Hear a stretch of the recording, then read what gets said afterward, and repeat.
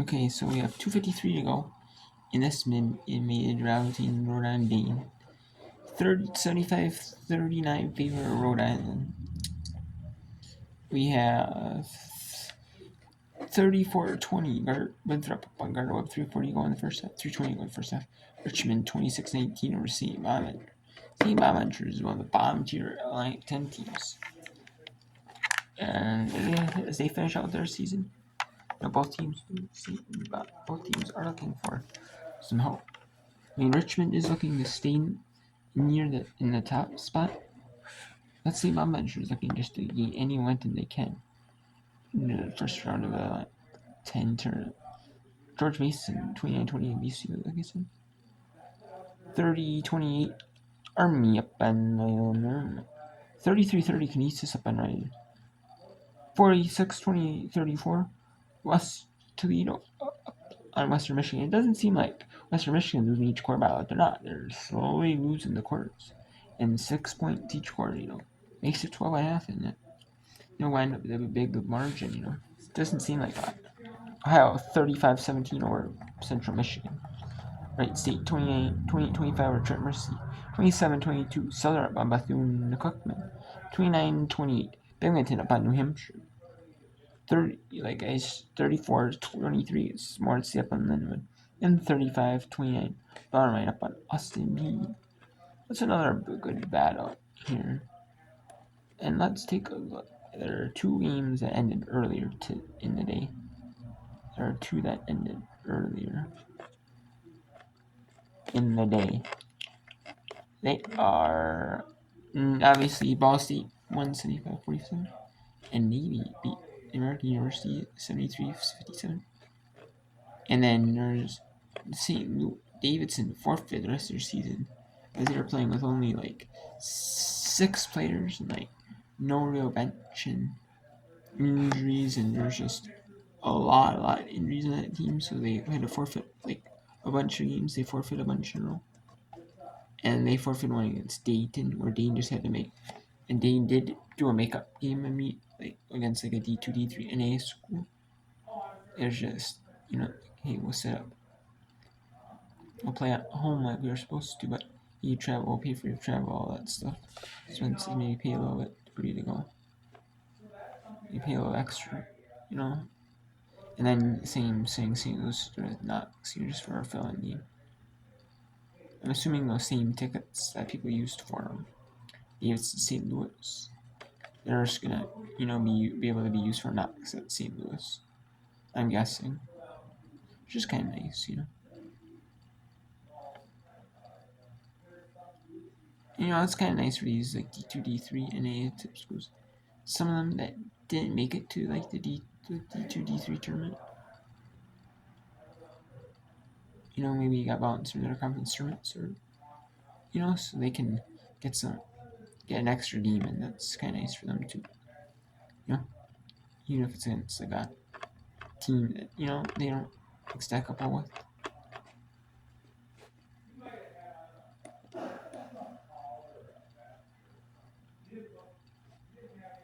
But then so yeah.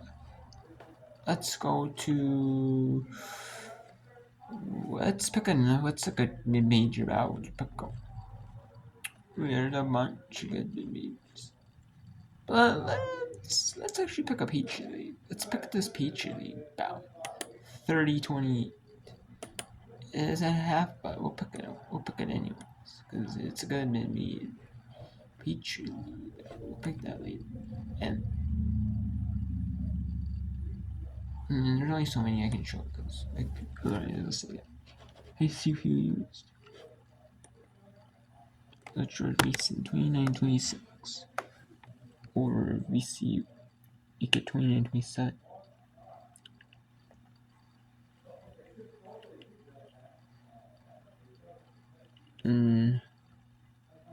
There has been some upsets in the Peach League.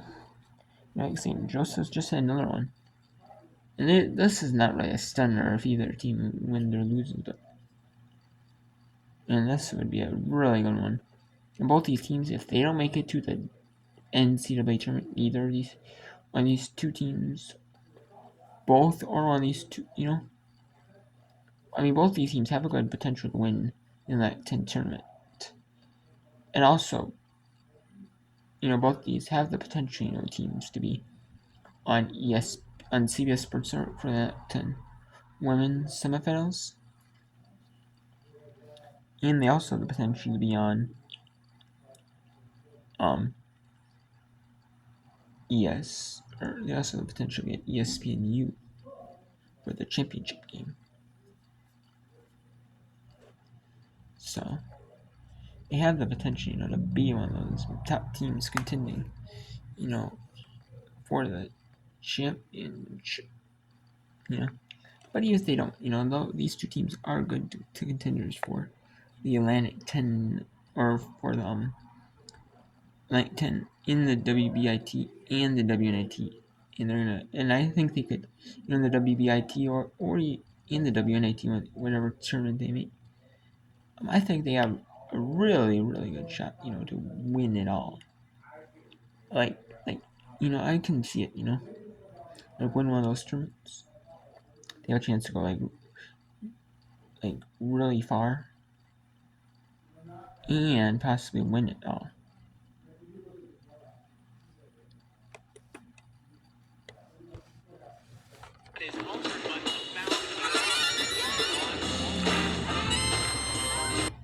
That was a great duck in by Khalil.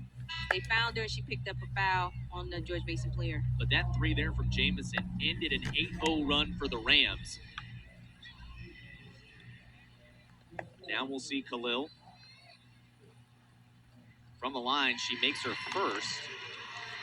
Mentioned she's a freshman from Harrisonburg, Virginia. She was the VHSL 3A Player of the Year last year in a state championship side for the Spotswood Trailblazers. 2 for 2 from the line is Khalil. Khalil has definitely come in and give VCU valuable minutes this year. She'll be hoping to follow in the footsteps of Tamaya Lewis-Uzi and Mariana Asari next year as a super sophomore. O'Hara gives it off to Smith. Smith going inside to Walton. Now Khalil trying to guard Walton. Keeping her body set. The ball is loose off of Sotelo. She wasn't able to get the rebound, but Walton and Khalil, these are two young players in the A-10, and this is an exciting matchup. Absolutely. That's a tough matchup for Zoli Khalil. However, we have seen Coach OB's, how she just believes in Khalil and putting her on some of the best players against the teams they've been playing. O'Hara trying to back her down now. Turns around. Shot won't go. Parham crashing the boards. Parham with 6 rebounds already in this game. Tibiasu sees Khalil. Pulls up. Mid-range jumper. No. O'Hara pulls in the rebound for George Mason. I think Khalil was surprised that she was so open and kind of, rushed that shot a little bit. That's an easy foul call for the official as bodies collide down low. We'll see who this one gets charged to. It might be on Khalil. It will be. So it's Khalil's first. It sends the dangerous shooter. Goes! It goes! Jamison's already surpassed her yearly average this year. She averages 9 points per game, and she already has a for the game in the first half. So she's definitely asserting herself in this game. First free throw drops for Jamison. She'll have another on the way. And this game is living up to the billing here in the first half with 1:51 to go in this first half. George Mason and VCU have been tight the entire way after an early run from the Rams had them with a big lead. George Mason's run since then. Okay, so let's take a look at the other scores during halftime. Winthrop is up on guard up 37-27.5. Malhale officially went to halftime with Central Michigan 41-25. We have halftime officially at Southern as they're up 27-23 on Bethune-Cookman. Officially halftime at Morehead State as they're up 38-26 on them. And Bellarmine officially the halftime 37-29 over Austin Peay.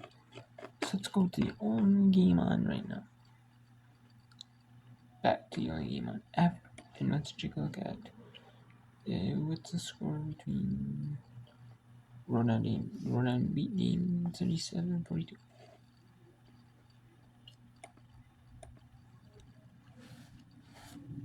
corner. That was dangerous, but Smith, a very good basketball player, able to get out of that trouble. Now the shot clock winding down on her. That shot is short, and it's out of bounds. Oh, wait, no, it was blocked, so it will stay with George Mason. Now, the bad news for the Patriots is there's only 1 second on the shot clock. So it looks like the officials are having a conference now.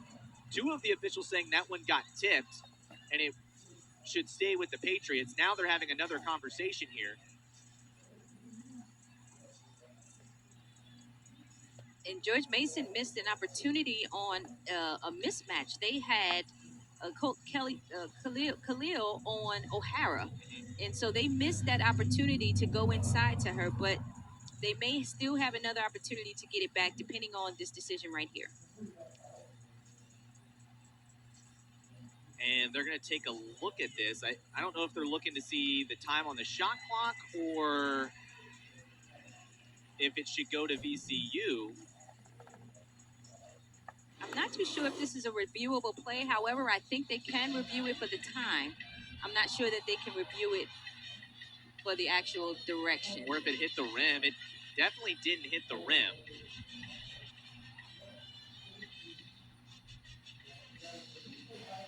We'll see what they're reviewing here in a moment as they're huddled over there right now.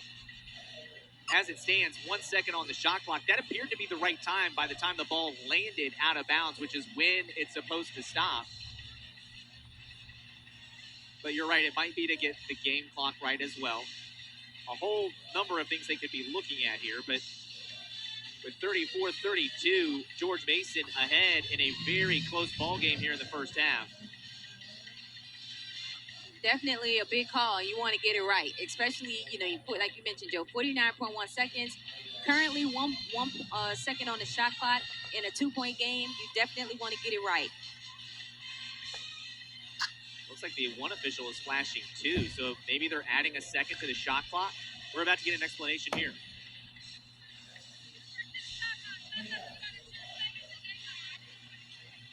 So 50.1 and 2 seconds on the shot clock. They're adding a second to both clocks here.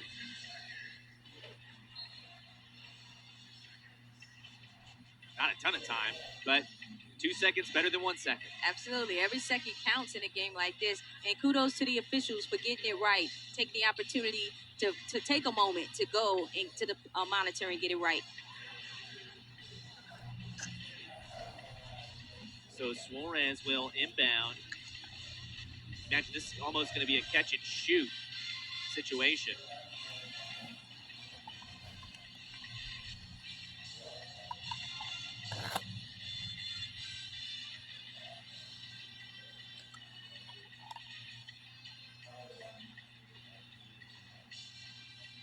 They've got the clock set now with 2 seconds and 50.1 on the game clock. Pass is high. Tibiasu tips it. Go out of bounds. 1 second on the shot clock. And it actually will probably be less than a full second on that shot clock before it goes off because the game clock is at 48.4. Tipped again, and there was no way. When that ball got deflected on the inbound, there was going to be no way they could get that shot off. So VCU with a shot clock violation forced. And that's the Rams defense, the crowd loving that. If I'm VCU, I'm taking this game clock down as far as I can possibly go to keep this game as tight as it can be and possibly go in with the lead for halftime. Well, if they hurried, they could have had a 2-for-1. It won't matter now as Jamison gets the steal. And now they can't kill the clock, but they can run it down to very little time. It would make it hard for VCU to get an inbound and a shot off. Suarez right in front of us being guarded by Tibiasu. And there is no 5-second count on the ball in college. Gives it off to O'Hara. O'Hara. Shot won't go. That's out of bounds. A shot clock violation with 3 seconds even on the clock. So the Rams have 3 seconds to get the ball up the floor and get a shot off. It goes to Tibiasu. Tibiasu racing. Half court shot is up. And no, it's not good. It's after that word.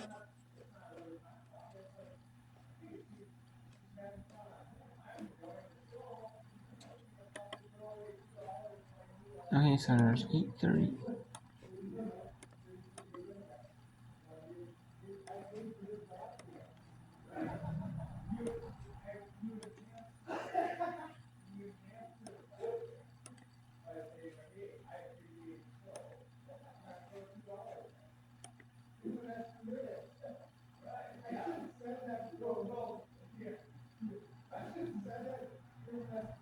Okay, so let's go to Lipscomb in Eastern Kentucky.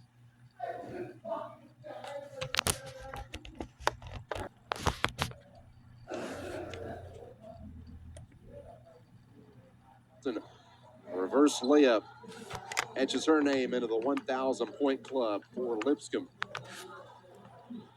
And Antoinette Walker will go to the free throw line for Eastern Kentucky. The Atlantic Sun preseason player of the year. And once the Better Life Miracle goes on, I will end the video. Actually, make sure.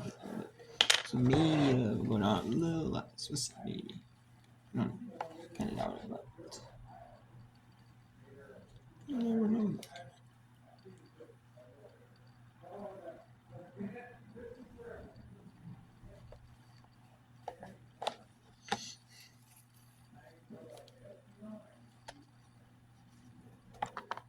Anyways, it's 36:30. Lipscomb, Eastern Kentucky. It's a pivotal game for the conference tournament. Both are looking for who might get home court advantage if they're in the 4-5 matchup. Winner might get home court advantage. Loser might have to travel on the road to this game. Or maybe it's at the same site, and maybe it's worth it for us to stay in Eastern Kentucky, in nearby, and actually, maybe it's, or maybe Lipscomb, maybe East Lipscomb, maybe Eastern Kentucky may have to go.